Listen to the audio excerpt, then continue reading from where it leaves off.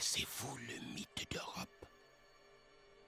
Une étrangère retenue captive dans un archipel étranger. Jadis, un roi vaniteux demeurant dans un royaume faste et cruel envoya ses vassaux parcourir le monde afin d'y trouver quelque chose qui puisse satisfaire sa convoitise. Ces derniers atteignirent une province si admirable qu'ils s'empressèrent de conter au roi leur émerveillement face aux innombrables fantaisies qu'ils y avaient découvertes. Un orateur énigmatique qu'on appelait le griot fut capturé et rapporté au roi. Ces paroles fécondes captivèrent son attention et il décida de le confiner dans ses appartements. Chaque soir, le griot fut contraint de raconter publiquement des histoires aux élans prophétiques flatteurs quant à l'expansion du royaume. Sa condition humaine se métamorphosa à tire-d'aile en servitude. Pire encore, l'oralité qui lui était si chère s'opposa aux nécessités matérielles de ces geôliers, las de ne pouvoir palper du bout de leurs doigts ces récits. Frustré que ses émissaires n'aient pas plutôt ramené des preuves tangibles des richesses que recouvrait la terre de notre cher ami, le roi se mit bientôt à jalouser l'originalité du propos. Comment une contrée si lointaine aurait-elle pu accueillir le berceau d'un tel royaume sans la main de l'homme occidental? Le roi sentit qu'il en allait là de sa réputation. Dans un élan de rage, il jugea bon de condamner Et d'enterrer son bouffon au cachot. J'ai fait un rêve dans lequel tous les hommes étaient frères. Ni Banda, ni Manja, ni blanc, ni nègre. L'homme occidental ne vacille ni ne sourcille devant la mémoire de celui qu'il nomma longtemps le nègre. Que nenni! Il s'en empare grossièrement.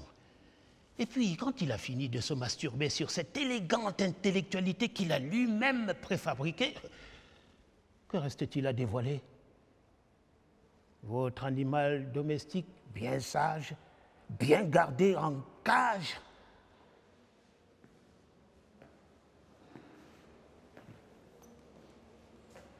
À qui crois-tu adresser tes sornettes depuis cette pièce vide et poussiéreuse?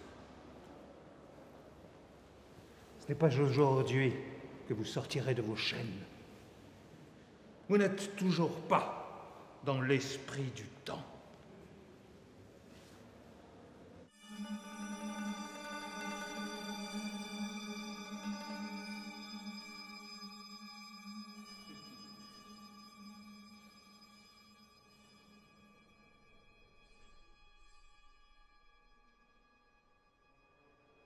La Cour s'est réunie ce jour pour délivrer une sentence d'arbitrage opposant le griot au roi, tous deux ici présents. Vos péchés auront pour conséquence l'enfantement de longues et néfastes croyances qui traverseront longtemps la conscience collective. Voyez-vous, dès lors que l'homme satisfait ses besoins de conquête, il efface en partie la mémoire de celui qu'il nomme un jour son ennemi, le lendemain son allié. Son fantasme est exaucé dès que se réalise l'annexion matérielle et spirituelle de l'autre, comme un art sélectif qui se dépossède et se régénère. Mon propre tribunal cesserait-il retourné contre moi? Où sommes-nous d'ailleurs? Au purgatoire ou au musée? votre errance est à tous les niveaux, dans le passé comme dans le présent. Cette instance est fictive. Votre condamné navigue depuis trop longtemps entre le visible et l'invisible. Voyez-vous, l'invention civilisatrice a quelque chose de purement anthropophage. Vous possédez aujourd'hui vos édifices, vos fresques, là où d'autres ne sont que vos avatars étrangers collectionnés dans des musées poussiéreux. Quant à vous, cher griot, votre existence propre est illusoire. Procédons. C'est en homme de lumière que j'agirai. Il ne manque plus qu'un juge qui cherche de la reconnaissance. Mais qu'aurait-il à gagner en me condamnant? Soyez conscient que lorsque l'Européen s'adresse à moi, je ne peux solliciter la parole sans être menacé de coups de gifle. Éthique, justice, votre mythe est bien construit. Vous soumettez les hommes du monde à vos carcans et osez théoriser dans une rhétorique implacable vos propres ignominies. L'être des Lumières est indécent. Qu'on lui coupe la tête, également. En homme mort, au moins, vous rentrerez dans l'histoire. Vous idolâtrez des fétiches mensongers. L'être naturel se tient pourtant bien là.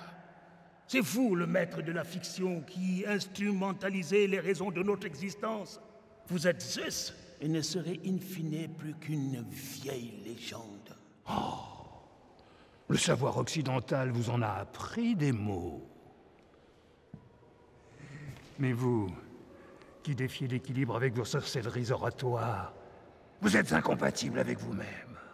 D'un côté, le griot vivant dans la brousse, et de l'autre, le contemporain intellectuel et engagé que l'Occident vous a permis d'être.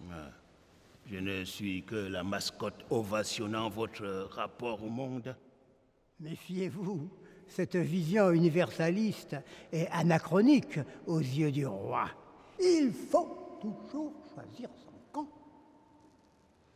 Cette fable est bien trompeuse.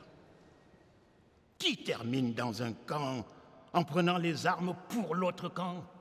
M'a-t-on laissé choisir mon camp? Vous avez bâti un royaume entier sur des cadavres. Vous avez fait de l'Afrique une arène de jeu. Une légende folklorique imagée derrière laquelle se cache l'injustice et le sang. L'inconnu, s'il reste anonyme, doit se métamorphoser en quelque chose de neuf qui rhabille son inexistence aux yeux de l'Occident. Le monde se crée et se défait dans un élan pittoresque, maïeutique, dirais-je.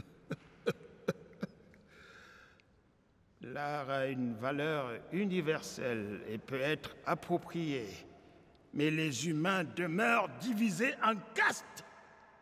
Cela est hypocrite.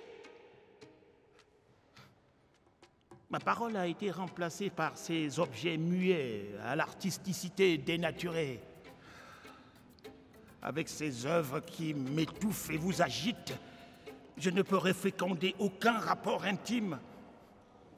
Ici, elles n'agissent que comme des barbelés symboliques tissés autour des dominés.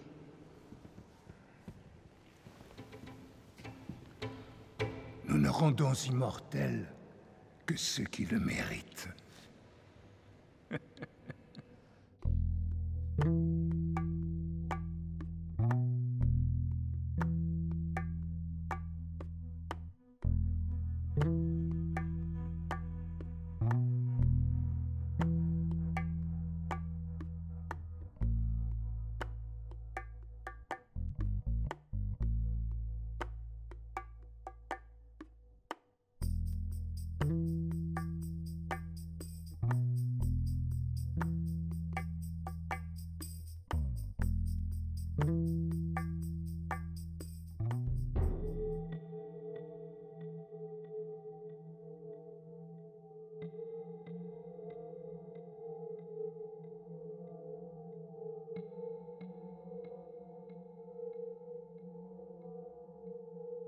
La mémoire est pour l'un ce que l'histoire est pour l'autre, une impossibilité. Si le roi n'en eut pas la conscience, c'est que le jardin qu'il cultivait n'était rempli que de ronces. l'ennui, le vice et le besoin. Ces trois fantasmes guidèrent son hostilité et celle-ci creusa son sillon selon l'adage « Tout ce qui est sous le ciel m'appartient ».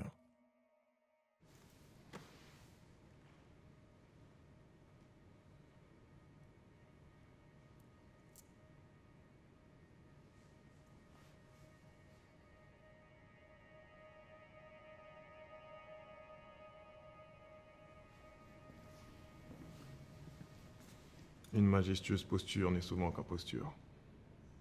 Vos causes justes sont dictées par la force, et ces formes artistiques ne témoignent que d'un pseudo-humanisme au cœur de votre mépris.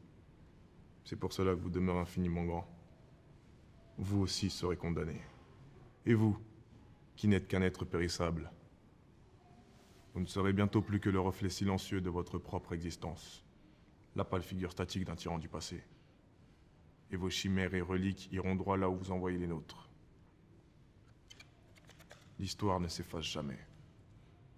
Alors le seul choix possible, le plus digne, le plus grand, le plus responsable, c'est celui de la mémoire.